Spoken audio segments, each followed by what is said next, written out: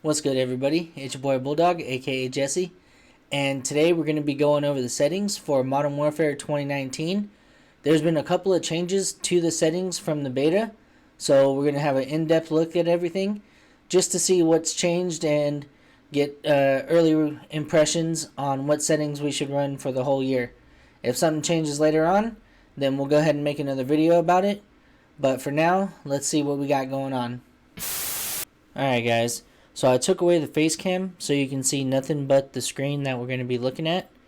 The first setting we got is button layout, and it has a couple of different options for you. You can do default, tactical, lefty, Nomad Charlie tactical, Nomad Charlie lefty, bumper jumper tactical, one hand gunslinger, stick and move, brawler, and beast. Now if you need to, go ahead and pause the screen here to figure out which one is going to be the best for you. I personally use the tactical setup. It just seems better for me because I can crouch and go prone and slide with the right thumbstick without having to take my hand off of the triggers and remove my thumbs from the sticks themselves. Next is stick layout preset, and on here we have Southpaw, default, legacy, Southpaw, no click swap, and legacy Southpaw no click swap. So again, I'll let you go ahead and pause if you need to and figure out what's going to be the best for you. I use default personally just because that's what I'm used to. Invert vertical look, I disable that. You can turn it on. There's one for the airplanes only, so I guess like virtual flying games and stuff like that, the controls are inverted. And you can also enable it totally, and it'll invert the axis for your standard movements. That seems crazy, so I can't play like that at all, so I have it disabled. Next up is horizontal stick sensitivity, and you could put this wherever you feel comfortable. This one and the vertical sensitivity I keep at 5.5 just because I tend to overcorrect a lot, so this kind of helps me out with that. Your ADS sensitivity for low zoom and high zoom. The low zoom is going to be with iron sights or with red dots and the smaller zoom opticals. And I keep that at a 6.5 because, again, I tend to push the sticks really hard, so I overcorrect a lot. And we don't want that to become an issue and get us killed. The high zoom sensitivity, I put at a 0.80. Just because if you leave it at a lower sensitivity, it has an issue where it likes to just move really, really slow. So I find for me personally, 0.80 works really good. Next up is the aim response curve type, and this one we have standard, linear, and dynamic. So standard's just like with every other Call of Duty game, how it kind of slows down over the target. Linear works with the sticks have a slower aim rate, so you can push it over as hard as you want to one side, but the stick's always going to have the same kind of movement. It won't snap to it if you snap the stick to the right or to the left. And dynamic is going to be a little more refined, so for people that tend to overcorrect a lot, that's what's going to work for them, so that's why I'm going to have mine at. Controller vibration, I leave that off. You can turn it on if that's what you do. Aim assist, there's several different types of aim assist. You have disabled, standard, precision, and focusing. So disabled means you turn off aim assist and you don't get aim assist at all. Standard is the traditional aim assist you get in Call of Duty games. And precision aim assist is going to be a strong aim slowdown that only kicks in when aiming close to the target, best for accurate players. And finally, focusing, which is the one that I prefer to use. This has a strong aim slowdown that also kicks in when narrowly missing your target. So that'll help, again, for that overcorrecting issue. Weapon mount activation. There's a few different options for this. You can turn this off. You could disable it. You could use the double tap, which I found out in the beta is the best way for me to do it. So when I want to mount on something, I'll just double tap the aim in, so the left trigger, as it is for me. You could do ADS plus melee, so you'll hit the ADS and the melee to mount, and then you could just do the ADS. Now the issue with just doing the ADS is sometimes I mounted when I wasn't trying to, and it got me killed a lot. So the double tap lets me know that if I do want to mount, I just double tap it and we're good to go. Weapon mount movement exit.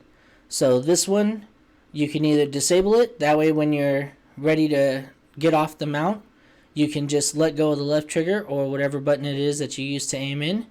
And then you can also enable it, and it'll hold movement input for weapon mount exit delay when you're disengaging from the mount. So I disable it, that way as soon as I let go of the ADS button, then I'm off the mount. Aim down sight behavior, so you can hold it just like every other Call of Duty, or you could toggle it. So you'll click in to aim down sights, and then you'll click in to get off the aim down sights. Kind of like how PUBG has it. I'm not a fan of that, so I just use the hold. Equipment behavior has the same setup, so you can hold it when you're trying to cook equipment and throw it, or you could toggle it and it'll give you the option of throwing it or delaying it. But I prefer the hold just like it is in every other Call of Duty. Tap to reload. So this is the reloading options. So you got tap to reload, tap to use, and contextual tap. I found out in the beta, tap to reload's the best. So when you want to reload your weapon, you'll tap it, and if you want to pick something up off the ground, you'll hold X or whatever button it is to reload.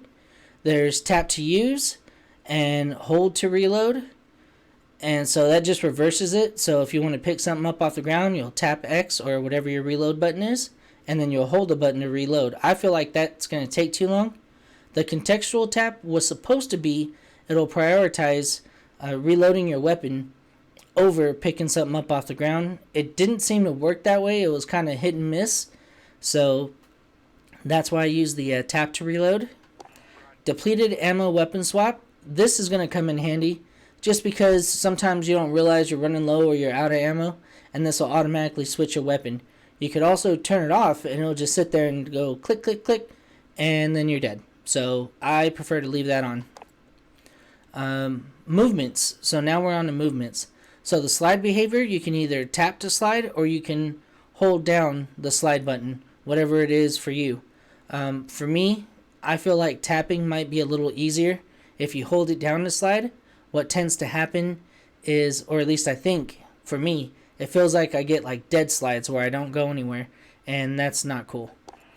The last on this section is vehicle camera recentering. I turn this on, so you could turn this off. So when you're in a vehicle and you look around, if you take your thumb off the stick, your character will stay looking in the direction that you were looking at.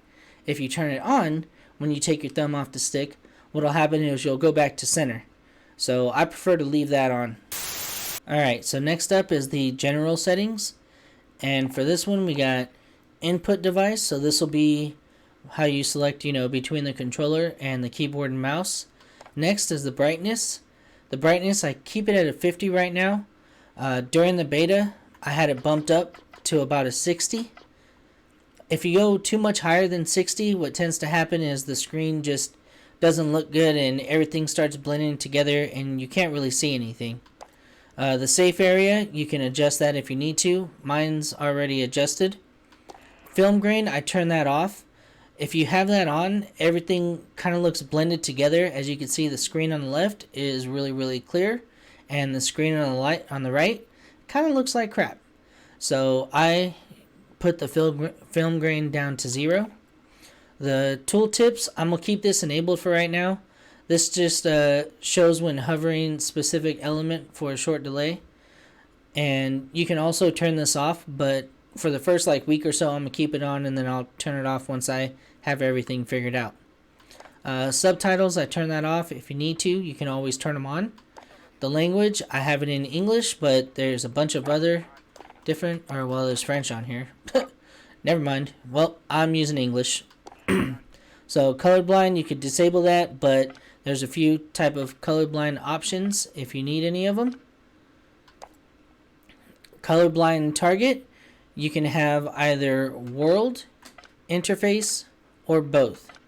I have it on interface, that's the default that it's set at, but you can put it on world and it applies additional colorblind filter over the 3D world, and the interface applies an additional colorblind filter over the interface, and then both is obviously a combination of the two of them.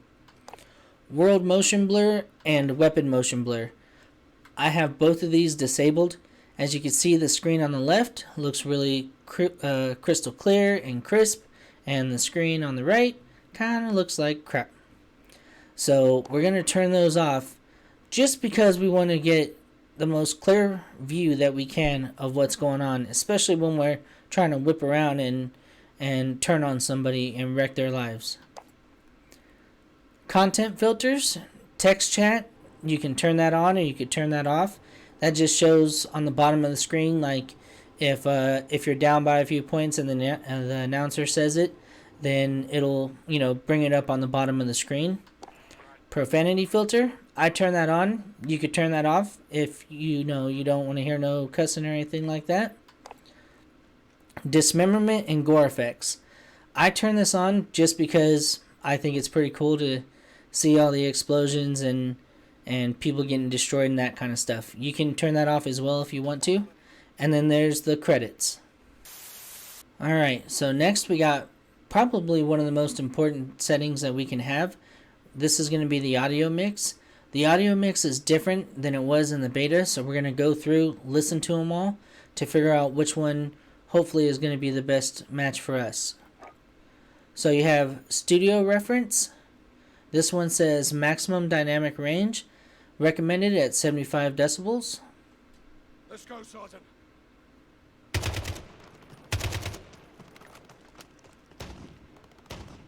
Engage, engage! Next we have dynamic home theater. High dynamic range, recommended at 65 decibels. Let's go, Sergeant.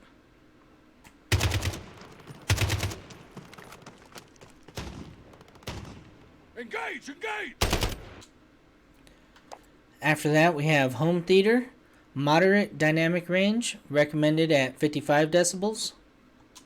Let's go, Sergeant.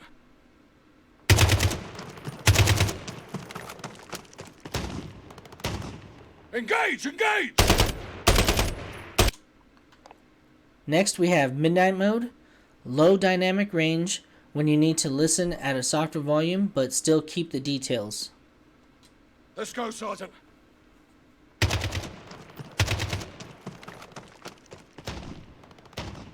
Engage, engage! Next up is boost. Moderate dynamic range, neutral equalization. Let's go, Sergeant.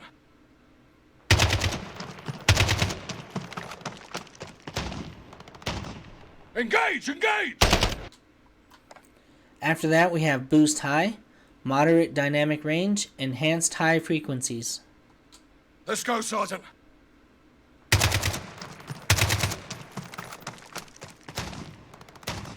Engage, engage!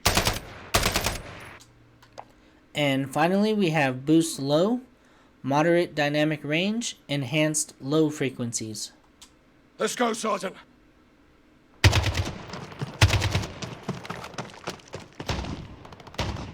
Engage, engage! So you can decide for yourself which one is going to work the best for you. I think for now I'm going to go with home theater. Next up you have the master volume. I always have that maxed out, but if you want to or if you need to, you can always turn that down. The music volume, I turn it off. You can put music volume on. I just find it a little distracting. Dialogue volume, I turn that down to about 75 just because I rather hear the effects and the master volume of footsteps and stuff like that over everything else. The Juggernaut music, I leave that on because it sounds pretty cool. Hit marker sound effects, you can turn them off. You can leave them as classic, like old school Modern Warfare games. or you can use the Modern Warfare 2019 Hitmarker sound effects. I like the classic personally. So now we're on to the mic. So the voice chat, my mic is set at 3.16. That's what it came with for the open mic recording threshold. So I'm going to leave that alone. Voice chat volume, I have it at 100. And that's the setting it came with as well. Microphone volume, I leave it at 100 as well. And mute strategy, so you could unmute all players, you can mute all players. You can mute all players by default except for people in your party. And you can mute all players by default except for your friends when selected.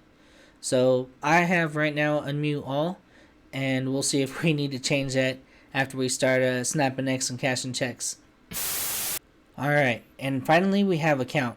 So you could turn crossplay on or off, so you could play with people on PlayStation and Xbox and PC, just have everybody in there, or you can disable it and play with people on your own console.